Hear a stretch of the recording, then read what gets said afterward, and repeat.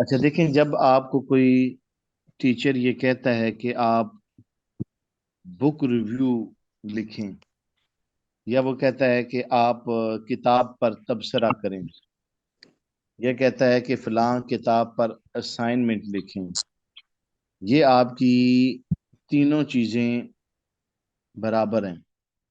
تینوں میں وہی کام آپ نے کرنا ہے جو میں ابھی آپ کو بتاؤں گا، یہی کام کرنا ہے یہاں، چونکہ یہ آپ کی ریسرچ اسائنمنٹ ہے، یہ آپ کی ایک تحقیقی کام ہے آپ کا، کہ جو ویلیویبل ہونا چاہیے، جس پہ آپ کو مارکس ملیں گے، جہاں سے آپ نے تھیسس لکھنے کی پریکٹس گویا کرنی ہے۔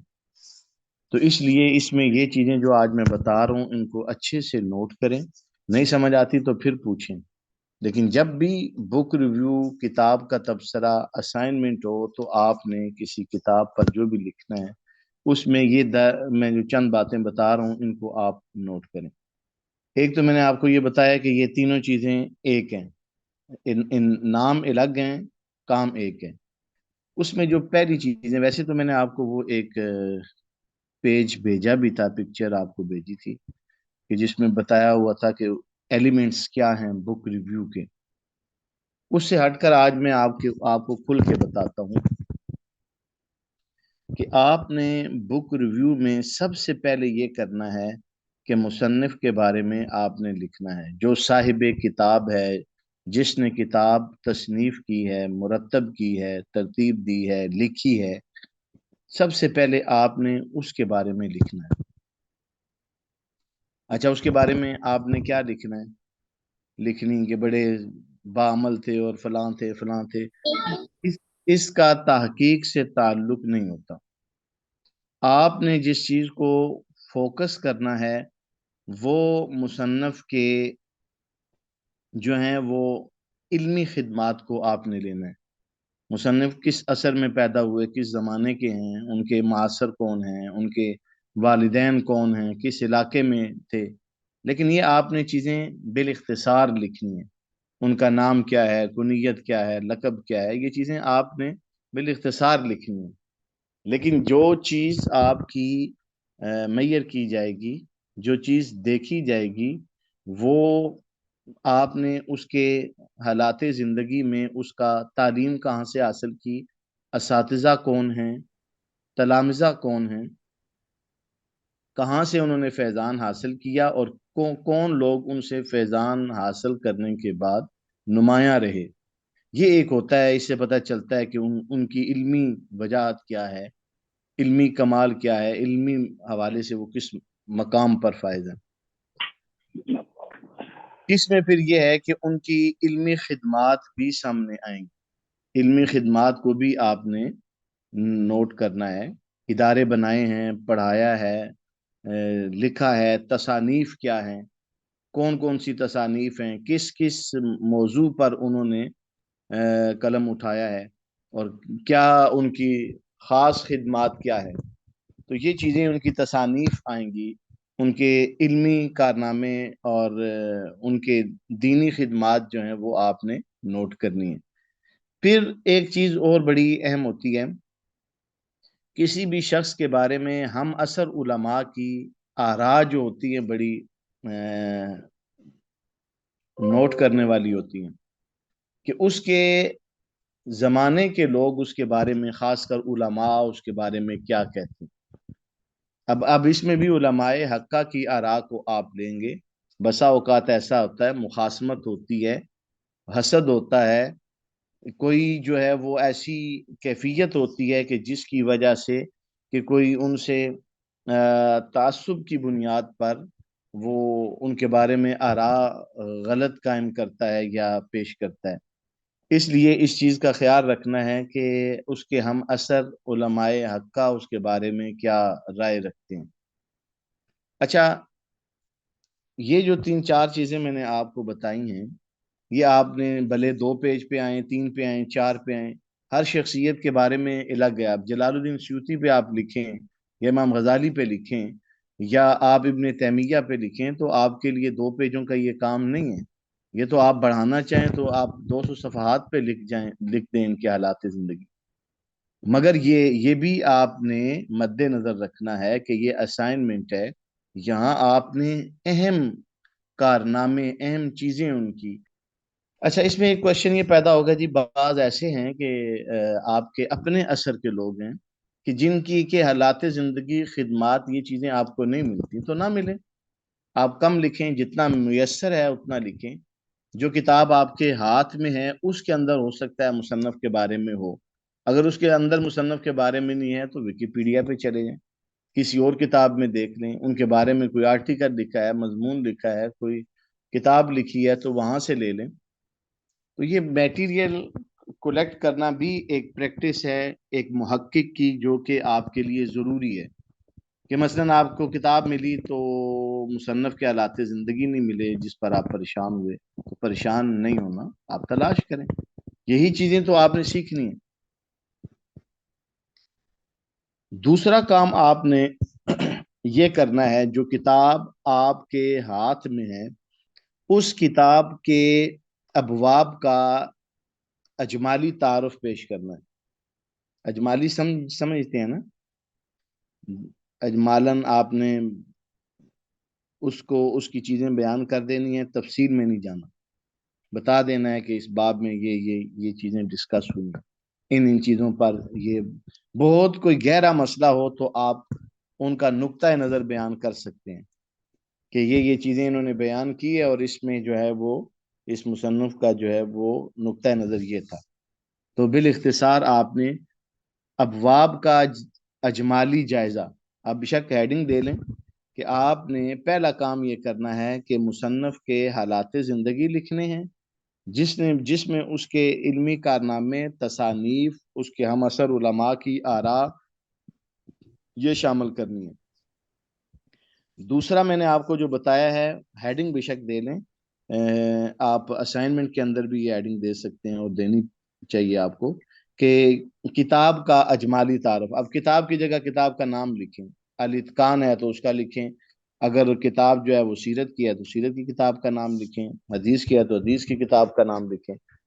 تو آپ نے کتاب کا اجمالی جو تعارف ہے اس میں ابواب ہوں گے، ہو سکتا ہے کتاب میں 10 ابواب ہوں، 4 ابواب ہوں، 5 ابواب ہوں.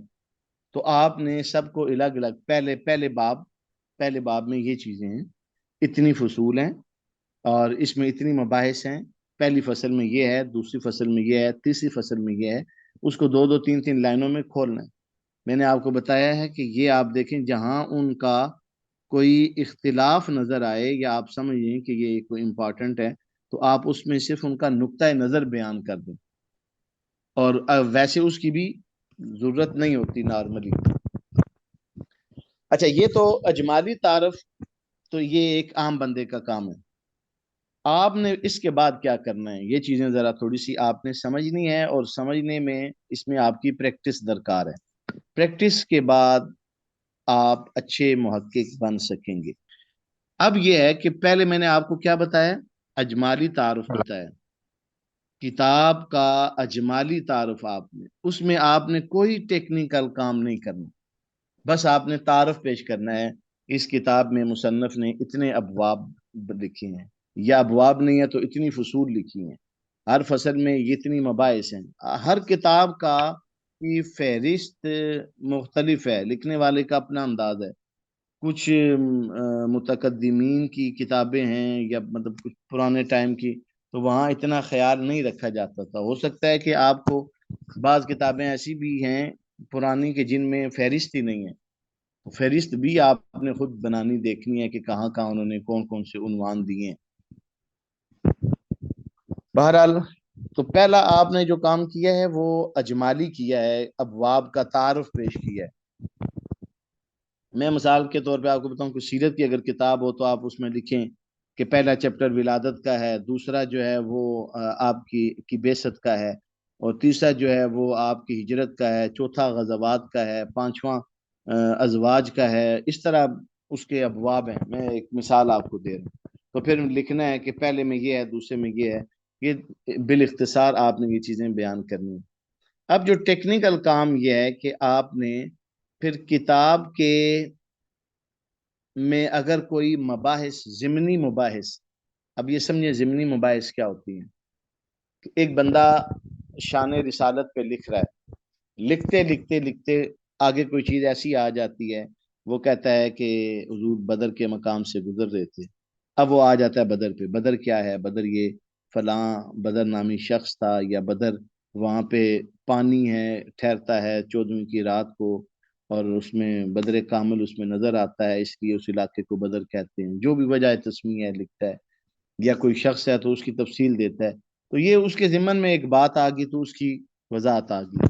اگر کتاب میں ضمنی مباحث ہیں تو آپ بتا سکتے ہیں کہ مصنف اپنے موضوع سے یہاں یہاں ہٹے ہیں اور یہ ضمنی مباحث ہیں. کتاب میں اماکن آگے، بلاد آگے، یعنی کوئی جگہ آگئی، کوئی شہر آگے، کوئی شخصیت آگئی، تو اس کی وضاحت دے دی کہ یہ اس سے مراد یہ صحابی ہیں یا تابعی ہیں، ان کا یہ شجرہ ہے، یہ فلاں ہیں. تو اس طرح کی ضمنی مباحث ہیں. کوئی حواشی ہے، تفصیل ہے. حاشیہ جانتے ہیں نا، اوپر کتاب لکھی ہے، نیچے لائن کے بعد نیچے حاشیہ لکھا ہوتا ہے. تو اگر وہ چیزیں کتاب میں ہیں تو ان پر بھی 1-2 پیج آپ لکھیں کہ مصنف نے اس کتاب میں فلاں فلاں جگہ پہ حاشیہ لکھا ہے یا ضمنی مباحث بیان کی ہیں. یہ ٹیکنیکل کام ہے، ہر کتاب میں نہیں ہوتا. جہاں ہوگا وہاں آپ نے لکھنا ہے. اس لیے میں آپ کو یہ چیزیں بتا رہا ہوں. میں بتا پوری رہا ہوں، لیکن جو جو آپ کو میسر ہوں گی وہ آپ نے اسائنمنٹ میں لکھنی ہے. اچھا، اب آپ نے اگلا کام کرنا ہے. یہ تھوڑا سا مزید آپ سمجھ لیں کہ تحقیقی ہے. اس میں آپ نے کتاب کے ماخذ و مصادر کا جائزہ لینا ہے، اس کا انالیسز کرنا ہے، کریٹیکل انالیسز بھی کرنا ہے، اور اس کا جائزہ لینا ہے کہ یہ کتاب، اس کے مصادر کیا ہیں. یہ قرآن سے اس کے حوالے ہیں، تفسیر سے ہیں، حدیث سے ہیں، یا اس کے حوالے جو ہیں وہ فقہ کی کتابوں کے ہیں، سیرت کی کتابوں کے ہیں، اسماء و رجال کے ہیں، لغت کی کتابوں کے ہیں، تاریخ کے ہیں.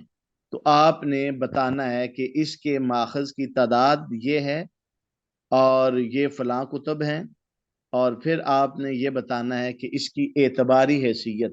یہ تھوڑا سا مزید مشکل ہے، یہ آپ کو اسائنمنٹ میں ضرورت نہیں پڑے گی کہ اعتباری حیثیت. ویسے جو ہے یہ ایک ضروری امر ہے کہ آپ کتاب پہ لکھ رہے ہیں، بتائیں تو صحیح نا بھائی اس کا سورس ٹھیک بھی ہے یا نہیں ٹھیک.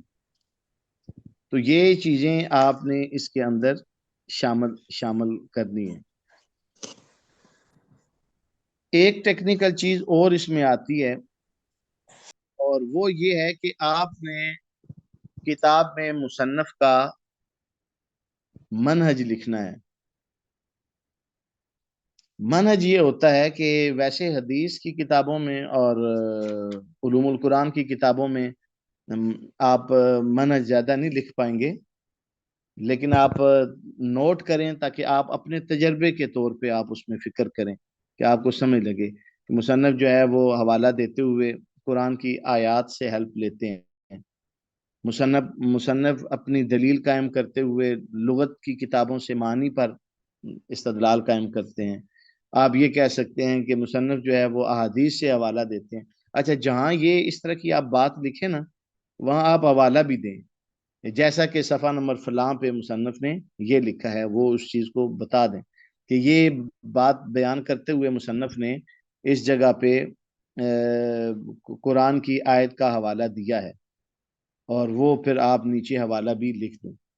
یہ چیزیں آپ نے اس کے اندر نوٹ کرنی ہے.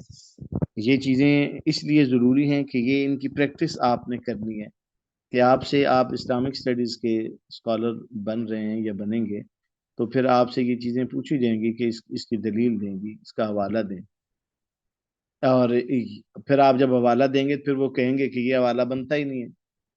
جیسے قرآن، علوم القرآن میں آپ ناسخ و منسوخ پڑھیں گے یا حدیث میں آپ ناسخ و منسوخ پڑھیں گے، تو یہ چیزیں پھر آپ کو پتہ ہونی چاہیے کہ اس کی اعتباری حیثیت کیا ہے.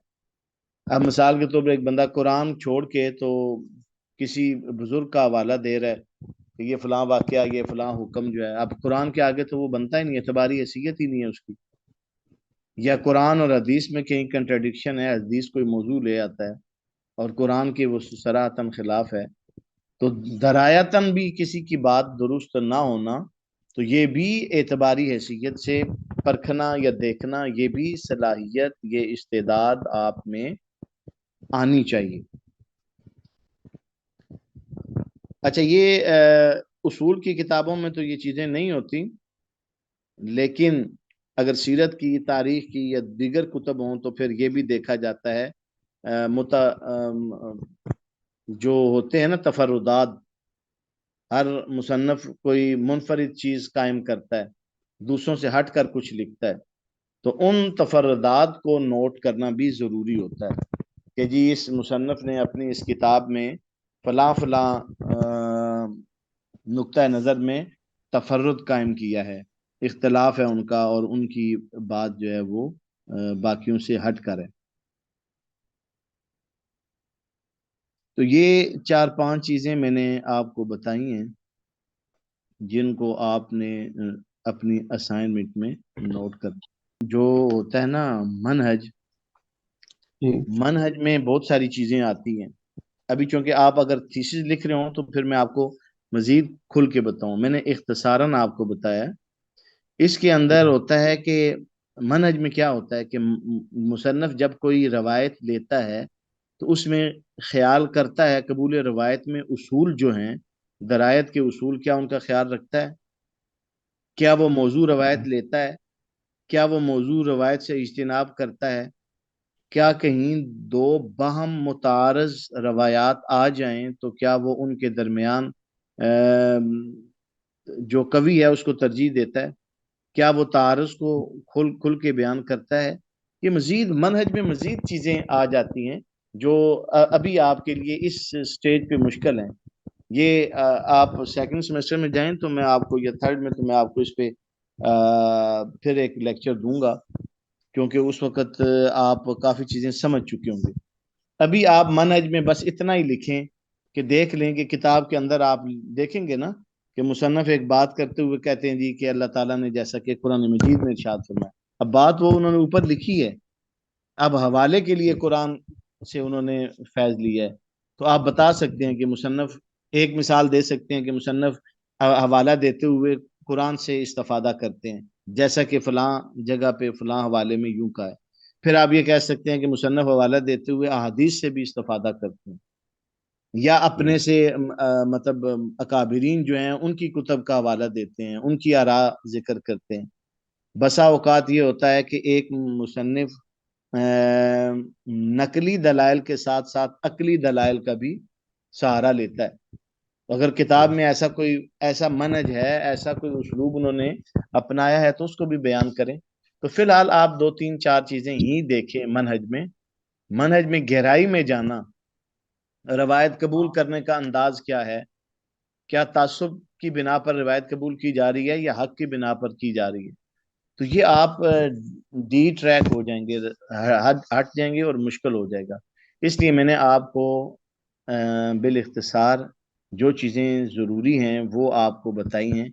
پہلی چیز آپ کو یہ بتائی ہے کہ مصنف کے حالات زندگی لکھیں، اور صرف وہی حالات زندگی جو اس کے نام، پیدائش، زمانے، والدیت کے بعد اس کے علمی کارناموں سے متعلق ہوں، کہاں سے پڑھا ہے، کیا پڑھا ہے، اساتذہ کون ہے، تلامذہ کون ہے، اور پھر انہوں نے علمی کام کیا کیا ہے، کوئی مدرسہ بنایا ہے یا مدارس بنائے ہیں یا پڑھایا ہے یا لکھا ہے، کوئی تحریری کام ہے، تو آپ ان چیزوں پہ فوکس کریں گے۔ تصانیف ہیں تو وہ بتائیں گے، ان کے ہم اثر علماء کی آراء ہیں تو وہ بیان کریں گے۔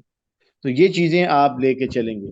کہیں تنقید کی ضرورت پڑتی ہے تو آپ محقق ہیں، کریں تنقید، لیکن وہ تہذیب کے دائرے میں رہ کر، تہذیب کے دائرے میں رہ کر دلائل کے ساتھ کسی کی بات کو قبول کرنا یا رد کرنا، یہ محقق کے اوصاف میں سے نمایاں وصف ہے کہ آپ کو اختیار ہے، آپ تنقید کریں، آپ دلائل سے اس کی بات ایکسیپٹ کریں اور دلائل سے اس کی بات کو رد کریں، دلائل کی بنیاد پر۔ پھر دوسرا میں نے آپ کو بتایا ہے کہ آپ ابواب کا، کتاب کے ابواب کا اجمالی تعارف آپ پیش کریں۔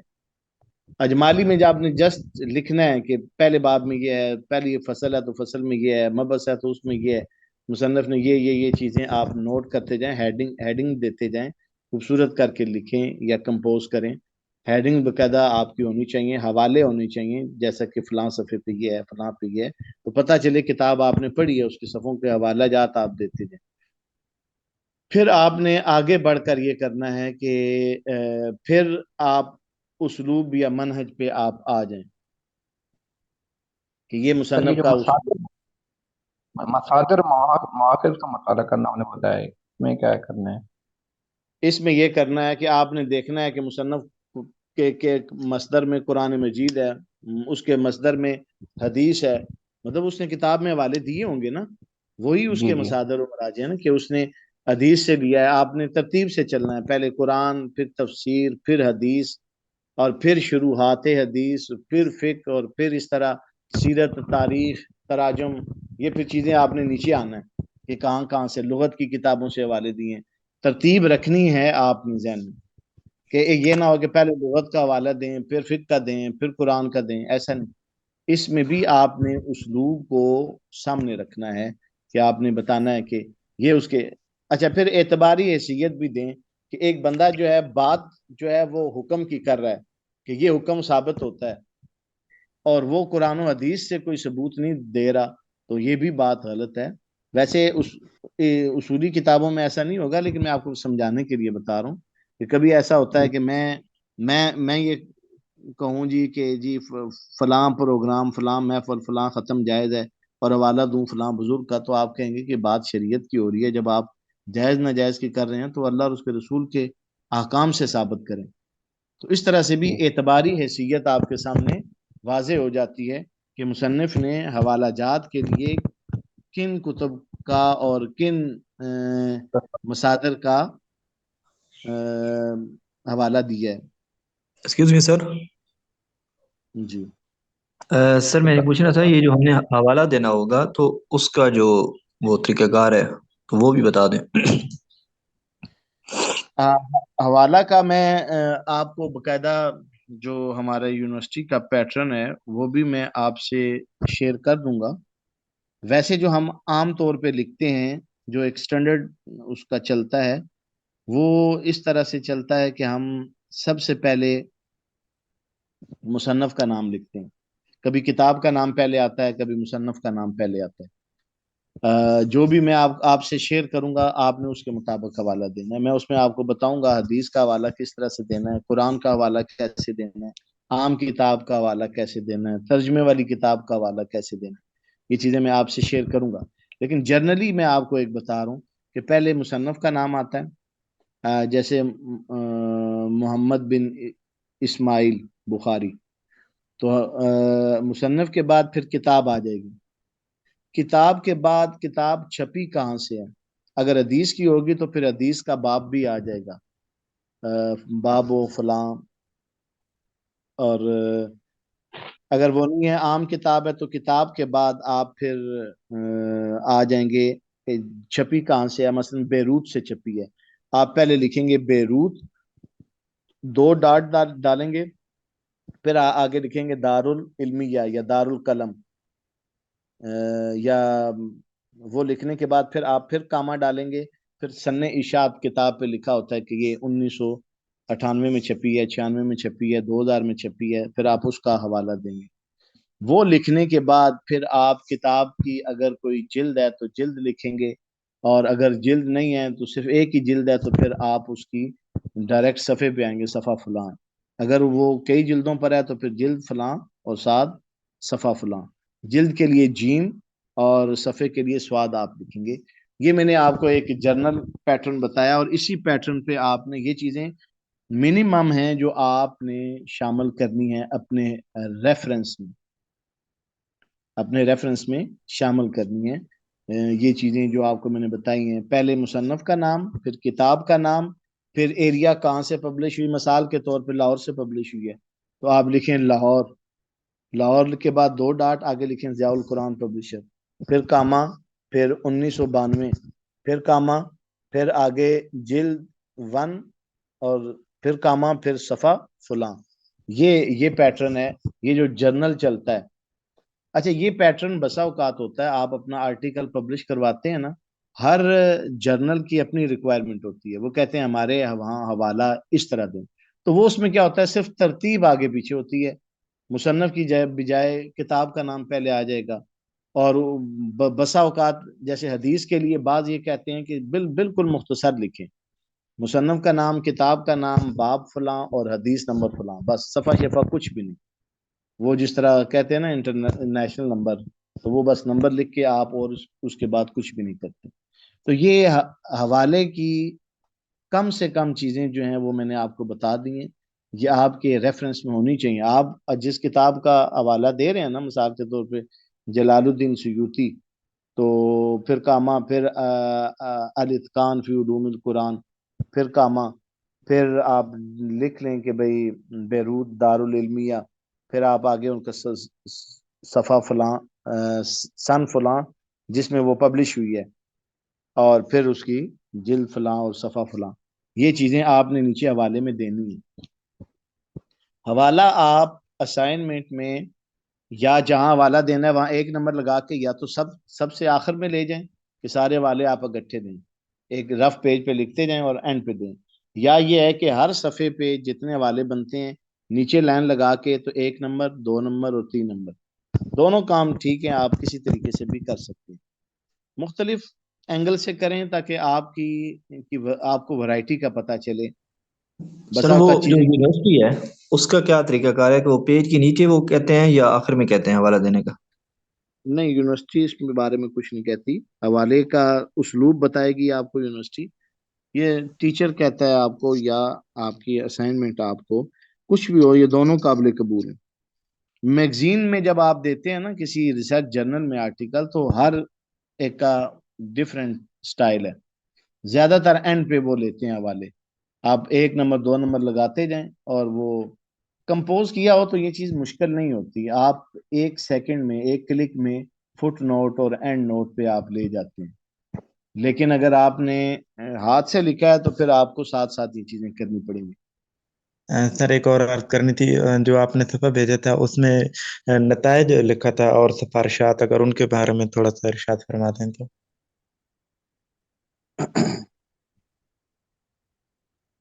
نتائج تبصرے میں کوئی خاص اتنے زیادہ نہیں ہوتے، لیکن یہ ہے کہ آپ اس طرح لکھ سکتے ہیں کہ نتیجہ، مثال کے طور نتیجہ کیا نکلا ہے، نتیجہ یہ نکلا ہے کہ مصنف ایک نامور علمی شخصیت تھے، مصنف کے اساتذہ میں فلاں فلاں لوگ شامل ہیں، نتیجہ مصنف کے تلامذہ میں یہ فلاں نمایاں شخصیات ہیں، نتیجہ نمبر 4، مصنف نے فلاں فلاں کتب لکھی ہیں جو مقبول ہیں، مصنف کا علمی حلقے میں بڑا نام ہے، جو چیزیں آپ نے پیچھے لکھی ہیں نا، یا مصنف جو ہے وہ حوالہ دینے میں یا مصنف دلائل قائم کرنے میں اصول کا خیال رکھتے ہیں، تو یہ نتائج جو آپ نے پیچھے لکھا ہوتا ہے انہی میں سے آپ نے 8-10 چیزیں، 8-10 لائنیں اور پوائنٹ لکھنی.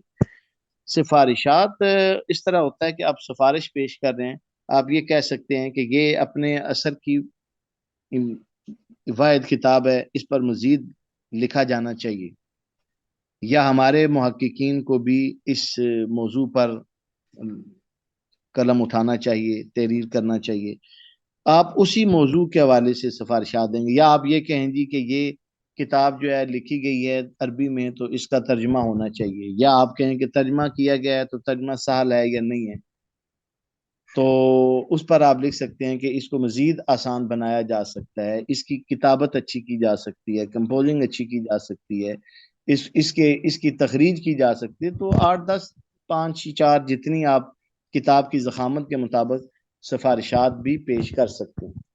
سفارش سے ہے یہ سفارشات کہ آپ کیا سفارش پیش کر رہے ہیں، کوئی بہتری چاہتے ہیں آپ، اس میں کوئی تبدیلی دیکھنا چاہیں، تو ظاہر آپ کی سفارشات ہیں، ضروری تو نہیں ہے کہ اس پہ عمل ہو، اور اگر وہ اکثریت کی ضرورت ہے تو پھر اس پہ عمل بھی ہو سکتا ہے.